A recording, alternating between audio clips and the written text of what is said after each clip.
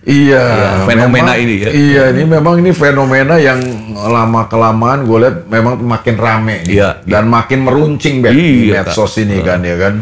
Dan kesannya jadi kayak terjadi pertempuran ya kan. Jadi orang akhirnya saling serang antara kaum yang lebih mengedepankan kepada doktrin, dogma ya kan. Mesti sesuai dengan konteksnya ya kan. Hal-hal yang seperti itu selalu terlalu teologis ya kan.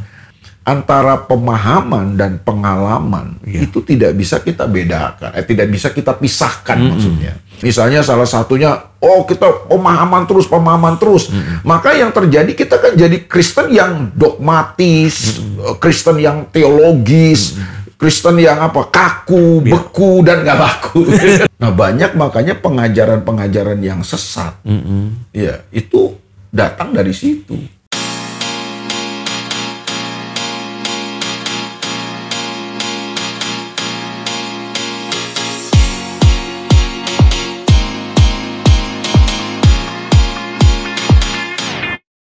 Shalom Bapak Ibu Saudara yang dikasihi Tuhan, puji Tuhan kita berjumpa lagi dalam program kesayangan kita tentunya Garansi. Gali kebenaran sejati, membahas yang esensi bukan yang sensasi.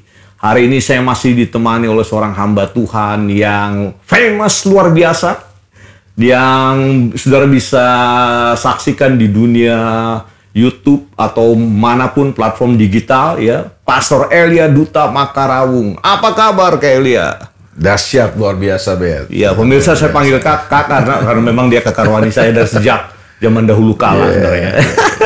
Siap. Nah, hari ini kita akan membahas tentang sesuatu yang menarik Kak Elia, yang tidak lumrah. Iya, apa itu tuh, Bet? tentang gini nih. Gua kasih topik tentang Kristen pemahaman dan Kristen pengalaman. Jadi kalau Kristen pemahaman tuh maksudnya gini. Kalau saudara-saudara yang menyaksikan sering berseluncur di sosial media, utamanya di channel YouTube ya, banyak pengajaran-pengajaran yang disampaikan oleh berbagai macam hamba Tuhan dari berbagai macam aliran gereja yang begitu kuat sekali tentang dogma, tentang doktrin, tentang bahasa asli, tentang hermeneutik dan segala macam, sampai kita juga pusing gitu karena bahasanya terlalu tinggi dan akademik. Wah, akademik tuh kan jadi kayak bahasa-bahasa sarjana lah kan Kyle ya.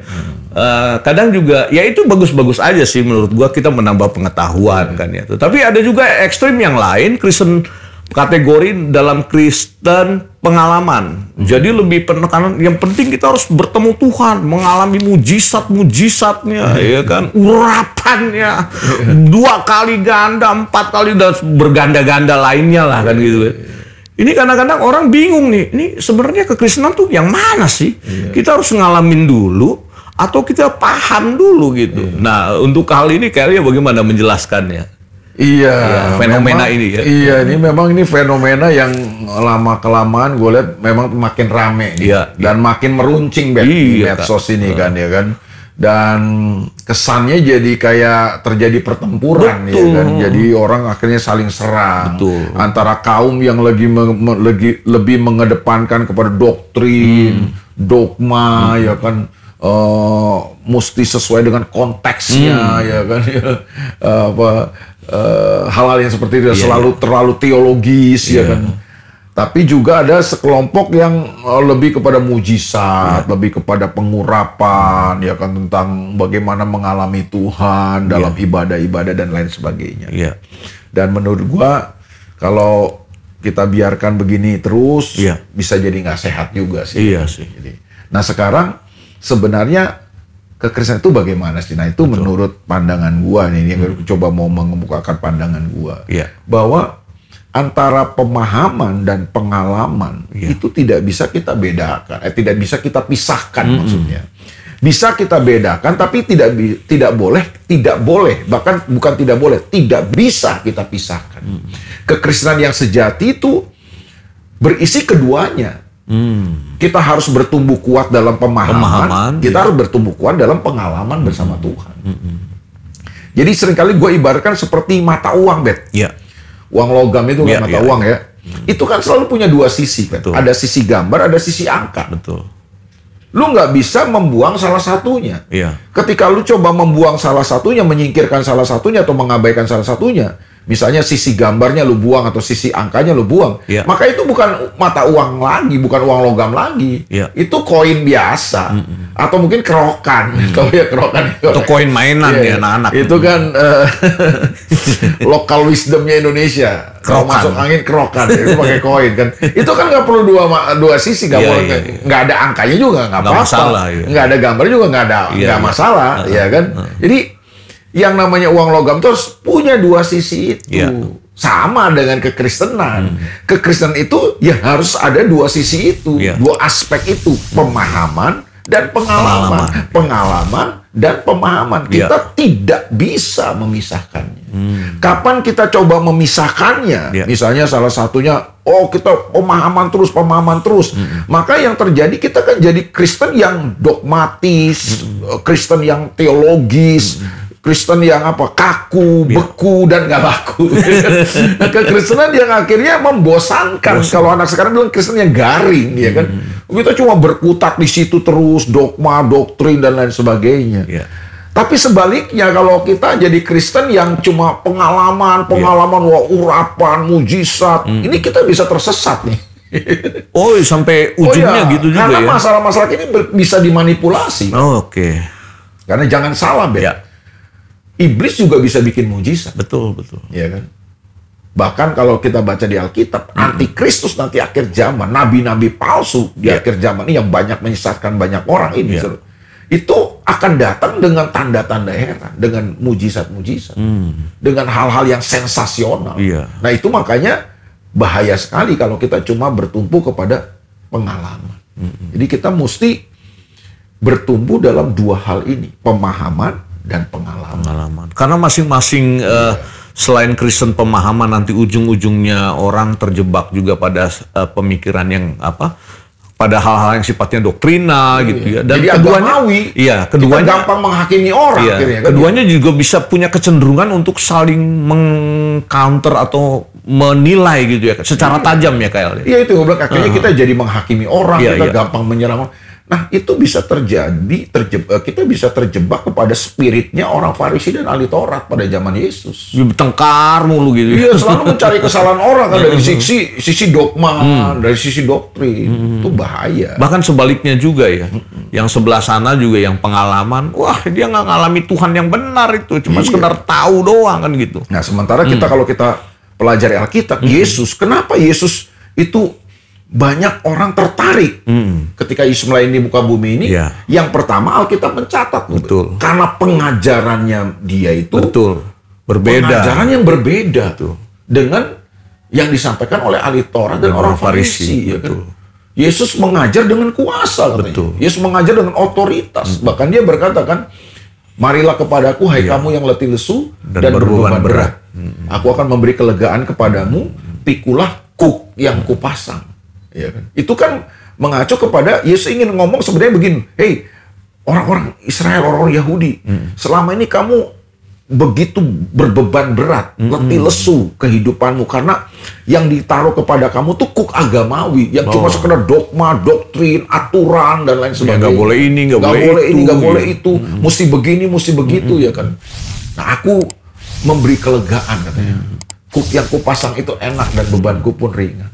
Karena Yesus mengajar atau memberi pengajaran dengan spirit kasih karunia itu. Betul. Tapi Yesus juga dalam pelayanannya bukan hanya dia mengajar, memberi pemahaman-pemahaman yang luar biasa, tapi Yesus juga kan melakukan mujizat, tanda-tanda heran, ya kan? Mengusir setan, orang-orang yang terikat, terbelenggu dibebaskan dari kuasa gelap, ya kan, orang sakit disembuhkan. Yesus lakukan itu. Jadi kita melihat bahwa dalam pelayanan Yesus dua hal ini sama-sama menonjol dan punya kekuatan yang dahsyat ya. Dan itu yang memberi dampak yang luar biasa. Ya sama lah dengan gereja mula-mula kan. Nah, itu diikuti oleh gereja mula-mula. Coba lu baca deh, Bet, ya. Gereja mula-mula ya.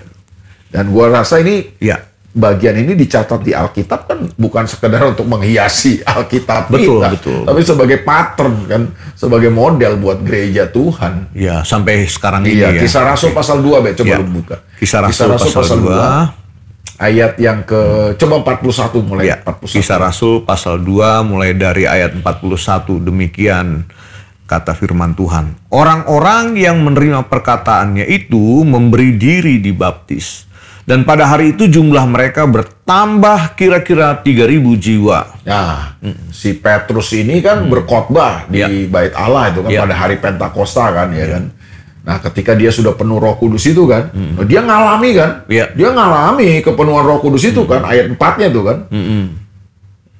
Ya, maka penuhlah mereka dengan Roh Kudus, lalu mereka mulai berkata-kata dengan bahasa-bahasa lain kan, seperti yang diberikan oleh Roh itu kepada mereka kan. Itu kita udah bahas dalam episode sebelumnya kan. Nah, jadi waktu dia ngalami Roh Kudus yang datang memenuhi dia kan, rumah tempat itu kan katanya bergoncang ya kan, seperti ada tiupan angin keras dan lain sebagainya. Ada lidah-lidah api yang nampak ya kan. Nah, itu ayat 4. Lalu kemudian mereka di Bait Allah kan, ke Bait Allah mereka Petrus kan berkhotbah dengan berani, dia menyatakan, dia menyampaikan tuh pemahaman kan yang selama ini sudah diajarkan oleh Yesus kepada dia. Setelah pengalamannya dialami, dia ajarkan tentang pemahamannya. Iya, pemahamannya jadi berkuasa kan, dia punya otoritas. Ketika dia bicara, 3.000 orang bertobat langsung terima Yesus sebagai Tuhan dan Juru Selamat, memberi diri dibaptis kan. Ayat 41. Ayat 42 coba. Nah, orang-orang yang dibaptis ini, orang yang terima Yesus ini, terus diapain? Ya, 42, Kisah Rasul pasal 2, 42 dikatakan demikian. Mereka bertekun dalam pengajaran rasul-rasul. Mereka bertekun dalam pengajaran rasul-rasul. Jadi orang yang terima Yesus ini, dibaptis ini, lalu kemudian dikasih pengajaran, dikasih pemahaman. Mereka bertekun dalam pengajaran rasul-rasul. Kata bertekun itu kan menunjukkan sebuah proses waktu, continue. Iya dong. Iya kan? Mereka diajar, dikasih pemahaman, ya kan? Dikasih pengajar, nggak dibiarin. Iya. Supaya mereka mengerti. Supaya mereka punya pemahaman, supaya mereka ngerti. Terus, Dan dalam persekutuan. Jadi udah pengajaran rasul-rasul, kemudian dalam persekutuan. Dan mereka selalu berkumpul untuk memecahkan roti dan berdoa. Iya, memecahkan roti itu kan maksudnya itu kan mereka mengingat kematian Tuhan Yesus kan lewat perjamuan kudus yang mereka lakukan itu kan termasuk pengalaman ya kan?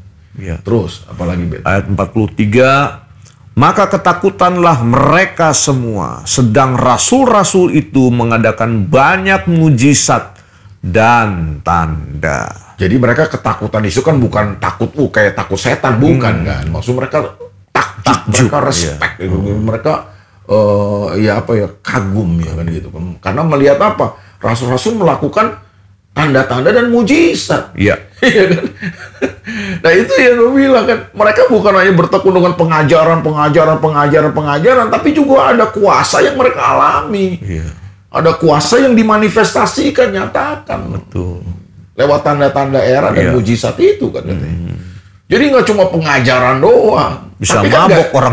Tapi kan nggak juga cuma mujizat doang. Ada pengajaran juga di situ gitu loh. Terus ayat 44. Dan semua orang yang telah menjadi percaya tetap bersatu. Nah, itu kalau ini seimbang, pemahaman dan pengajaran seimbang, kita bisa bersatu. Ada kesatuan di situ ya.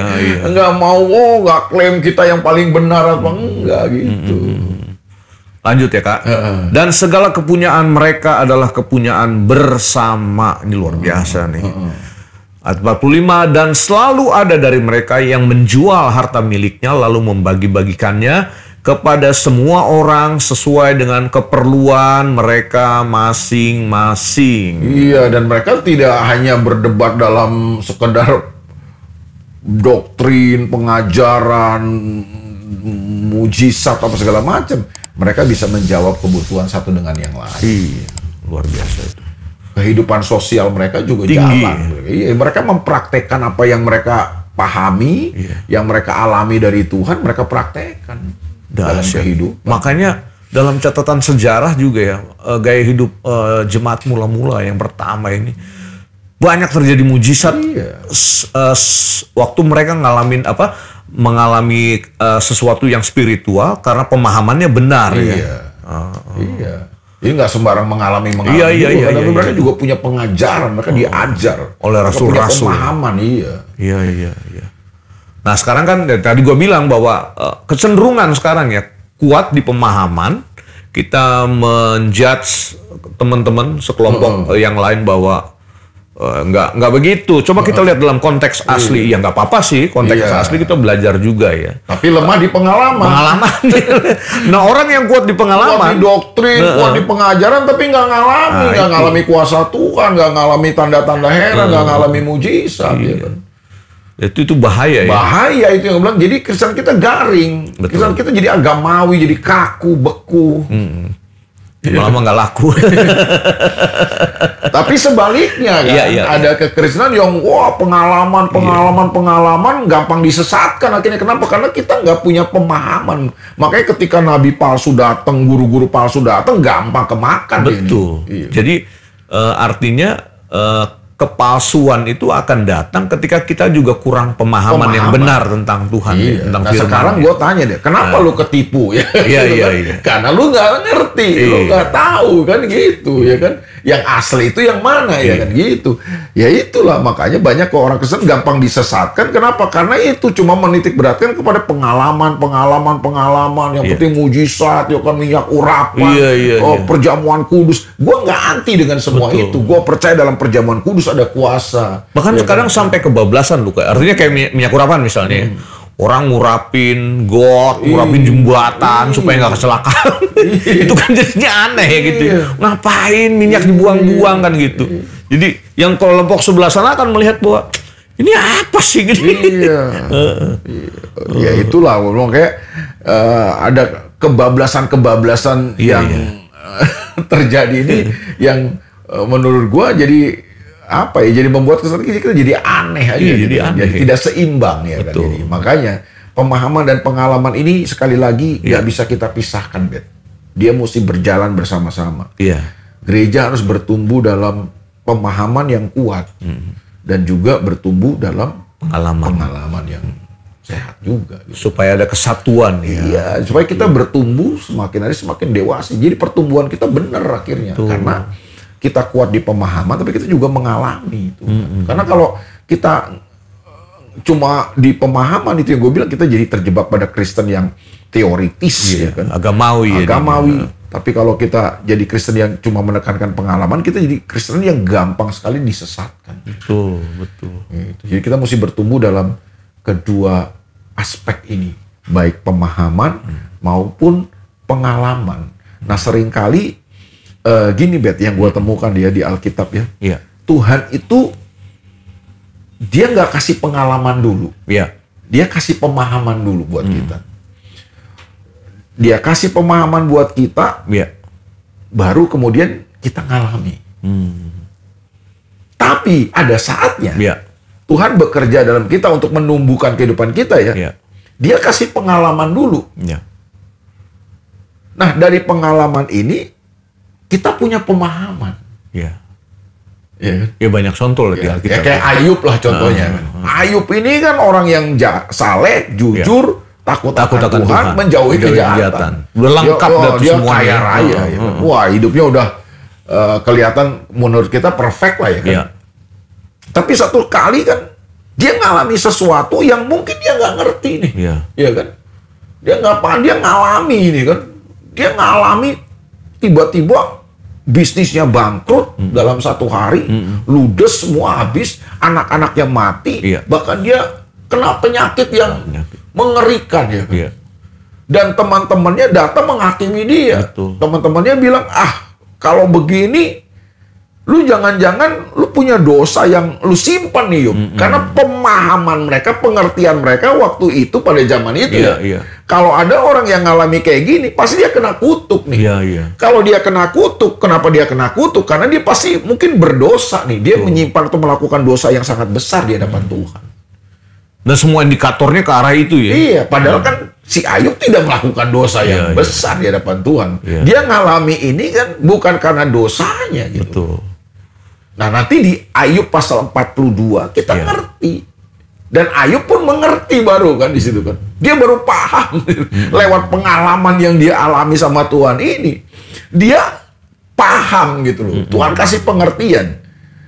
Coba lu baca deh di Ayub pasal 42 ya kan. Kitab Ayub pasal 42 Ini ya. kan Ayub 42 ini kalau menurut gua ini pasal penting di kitab Ayub. Karena disinilah titik balik kehidupan Ayub sebelum akhirnya Tuhan memulihkan kekayaannya kan.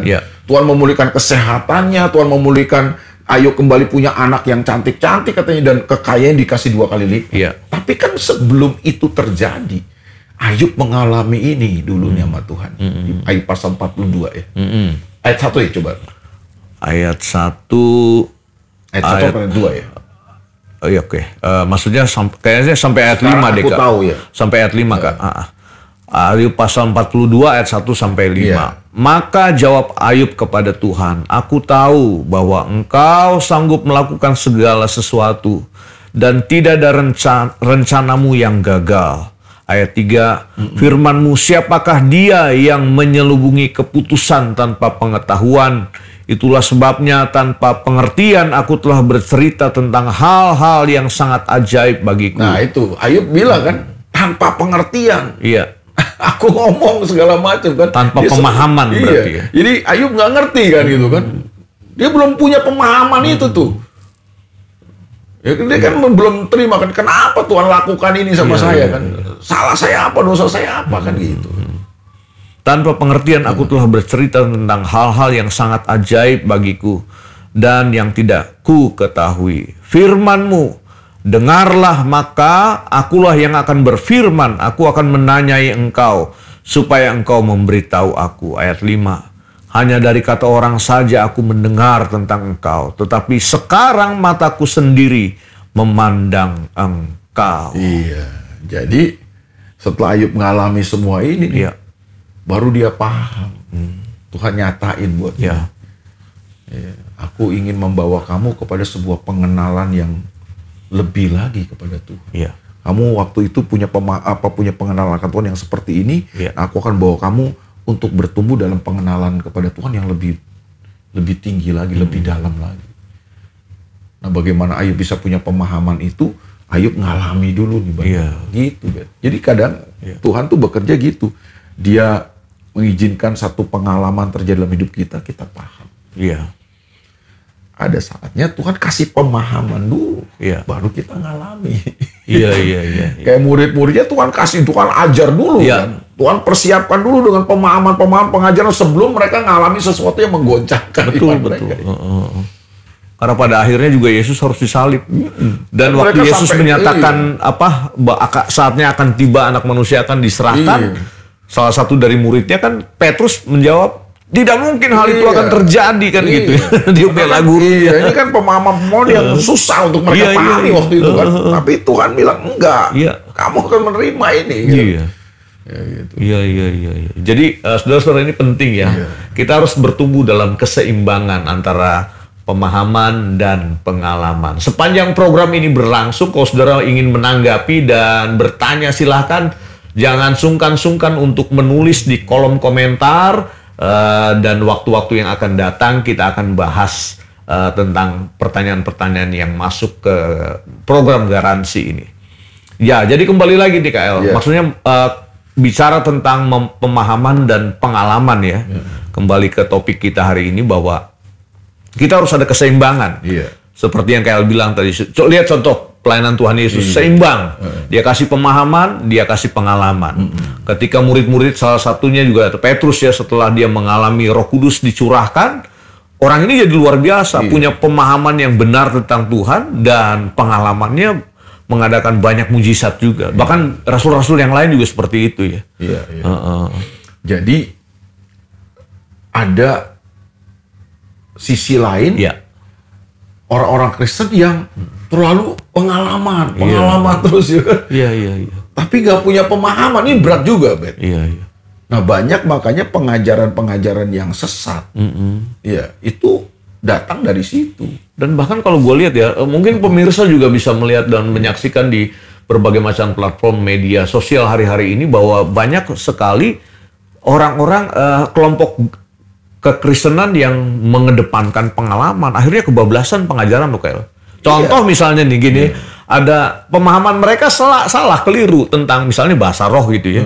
Mereka pegang bahwa harus diartikan. Jadi ada satu ibadah-ibadah tertentu yang pakai interpreter dalam tanda kutip menerjemah bahasa roh. Aneh sih jadinya gitu. Gue sempat dengar gitu, kemudian kok jadinya aneh sih gitu. Iya, karena kalau menurut gue mereka mempolakan, mereka coba memetodekan pengalaman yang Tuhan kerjakan dalam hidup mereka. Nah, disitulah terjadi banyak penyesatan seringkali ya. Muncul kenapa? Karena pengalaman kita ini kan masing-masing kalau menurut gue. Jadi Tuhan itu kan memberi pengalaman-pengalaman dalam kekristenan kita itu berbeda masing-masing. Contoh di Alkitab ya kan, ada saatnya Tuhan menyembuhkan orang buta dengan menumpangkan tangan. Betul. Tapi ada saatnya Tuhan menyembuhkan orang buta tidak dengan tumpang tangan, tapi dengan cara apa? Diludahi. Dioles ada lagi. yang pakai tanah, ludah di tanah, diaduk-aduk sama tanah, ditempel ke tanah. Macam-macam kan.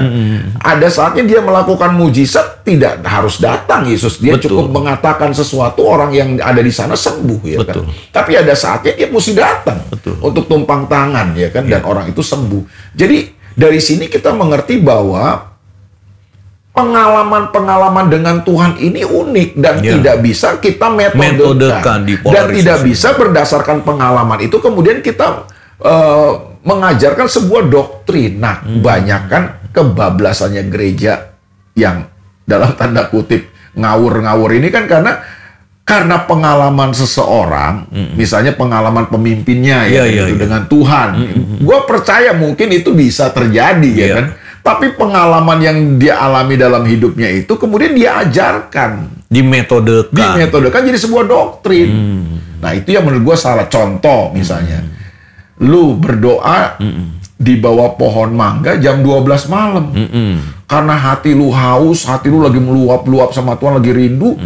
Saking rindunya lu keluar rumah jam 12 malam, lu berdoa di bawah pohon mangga, lu tiba-tiba mengalami kepenuhan Roh Kudus, lu berbahasa roh, pertanyaan gue, bisa nggak terjadi pengalaman itu? Ya bisa saja. Bisa, bener nggak? Betul. Tapi kan lu nggak bisa dong mengajarkan kemudian dari pengalaman itu terus lu merumuskan sebuah pengajaran, sebuah doktrin. Kalau mau penuh Roh Kudus, lu mesti berdoa jam 12 malam di bawah pohon mangga. Cari deh pohon mangga itu. Itu pohon kan mangga tetangga namanya. Iya kan? Jadi lu nggak bisa begitu. Bahwa pengajaran atau prinsipnya adalah Roh Kudus mau, rindu, dan bisa memenuhi setiap orang yang punya rasa haus sama Tuhan. Kalau lu punya rasa haus, Roh Kudus bisa berkarya, Roh Kudus bisa mengurapi, bisa memenuhi hidup kamu. Bukan tempatnya, bukan jamnya, kan? Itu loh. Bukan cara lu berdoa di bawah pohon mangganya dong, ya kan? Tapi rasa haus lu sama Tuhan itu yang menjadi kunci untuk Roh Kudus bekerja. Contoh yang lain, Bet. Lu mendoakan orang sakit nih. Betul. Lu pakai minyak, lu olesin minyak, ya kan? Oke. Orang itu sembuh. Nah, lu kan nggak bisa mengajarkan kalau mau mengalami kesembuhan dari Tuhan, doa harus pakai minyak. Jangan lupa bawa minyak. Minyak urapan. Gue percaya. Lu berdoa pakai minyak, orang sakit bisa. Gue percaya. Tapi bisa jadi kan itu pengalaman lu secara pribadi. Bisa jadi orang lain punya pengalaman yang berbeda. Betul. Orang mungkin menyembuhkan orang, mendoakan orang sakit tidak pakai minyak. Betul. Mungkin dia pakai tangan doang, atau mungkin dia nggak tumpang tangan juga, dia cuma berdoa, orang sakit itu bisa sembuh. Kan? Intinya adalah apa? Kuasa Tuhan masih ada. Kuasa Tuhan sanggup menyembuhkan sakit penyakit kita. Kan itu intinya. Bukan cara lu mendoakannya yang menyembuhkan, tapi kuasa Tuhan yang menyembuhkan. Nah, itu yang bahayanya Kristen-Kristen pengalaman ini nih, seringkali kebablasannya di situ, Bet. Dan jika dimetodekan itu sangat berbahaya ya, Jadi kalau mau diurapi, maju-maju, tumpang tangan, mesti roboh, ya kan, mesti rebah. Makanya kadang-kadang suka dijorok-jorokin tuh, karena ada orang didorong-dorong, nggak jatuh-jatuh, orang didorong. Kenapa? Karena kamu sudah terjebak pada metode. Ya kan? Dan kalau nggak jatuh, kayaknya nggak ada urapan ini, kering-kering. Mungkin bisa jadi dulu awalnya waktu dia didoakan, dia roboh, ya kan. Nah, robohnya kan bisa ke belakang, bisa ke depan. Terserah aja Roh Kudus mau bagaimana. Kenapa kita yang ngatur-ngatur gitu. Jadi itu yang gue bilang tadi, banyak akhirnya pengajaran-pengajaran ini gereja-gereja Kristen-Kristen yang mengandalkan pengalaman ini akhirnya tersesat karena itu. Pengalaman yang dia alami jadi sebuah pengajaran doktrin dalam gerejanya, dalam kehidupannya. Dan yang dia ambil juga caranya yang dia alami itu gitu. Nah, padahal kan lu mesti lihat dong apa yang firman Tuhan katakan tentang itu kan. Nah, makanya mesti punya pemahaman lagi tuh gitu. Jadi nggak bisa bedakan, nggak bisa pisahkan lah antara pemahaman dan pengalaman. Dan ini gua harap ya, maksudnya kepada pemirsa Garansi juga kita ngalami dua sisi. Jadi jangan hanya pengalaman tapi juga pemahaman yang benar. Dimanapun saudara bergereja, dimanapun saudara berkomunitas dalam komunitas orang percaya, alami Tuhan dan juga harus diajar dengan porsi yang benar supaya kita memiliki keseimbangan dalam kehidupan kekristenan kita. Kita nggak tersesat, tetapi kita tumbuh bersama di dalam Tuhan, dan saya percaya itu yang menjadi kerinduan hati Tuhan tentunya bagi setiap kita. Kita diajar yang benar, kita juga mengalami pengalaman yang benar bersama dengan Tuhan. Bukan begitu Kak Elia? Betul, karena kalau kita nggak bertumbuh dalam pemahaman dan pengalaman, ya kan, ya kita bisa terjebak kepada ekstrim-ekstrim yang lain. Kita berdoa lah supaya pemirsa kita ini yang menyaksikan program ini, ayo bertumbuh dalam pemahaman yang sehat, yang benar, dan pengalaman yang benar juga ya. Dan indahnya bahwa kalau dua sisi ini klop balance gitu. Alkitab tadi bilang ada kesatuan. Dahsyat itu. Supaya kita tidak disesatkan juga. Betul. Karena di akhir zaman ini kan akan tampil banyak penyesat-penyesat dengan cara-cara yang sensasional. Betul. Bahaya kalau kita tidak kuat dalam pemahaman. Dan kita juga nggak kuat dalam pengalaman. Bahaya juga kita jadi Kristen yang agamawi itu tadi. Nggak ngalami apa-apa. Kristen tapi nggak pernah ngalami. Orang bilang Tuhan dahsyat, kuasa Tuhan hebat, tapi kita nggak ngalami ya kan itu. Karena kita cuma terjebak pada pemahaman, doktrin, dogma dan lain sebagainya. Betul. Ya kita mendorong lah supaya gereja-gereja ini supaya bertumbuh dalam pemahaman dan pengalaman menjadi gereja yang sehat. Baik saudara-saudara, itu saja topik Garansi kali ini. Dan kita berdoa, berharap semua kita hidup dalam kesatuan, kita seimbang dalam pemahaman yang benar tentang kebenaran firman Tuhan, dan kita juga mengalami Tuhan yang benar. Kiranya Tuhan memberkati kita semua. Sampai berjumpa dalam program Garansi yang akan datang. Tuhan Yesus memberkati kita semua.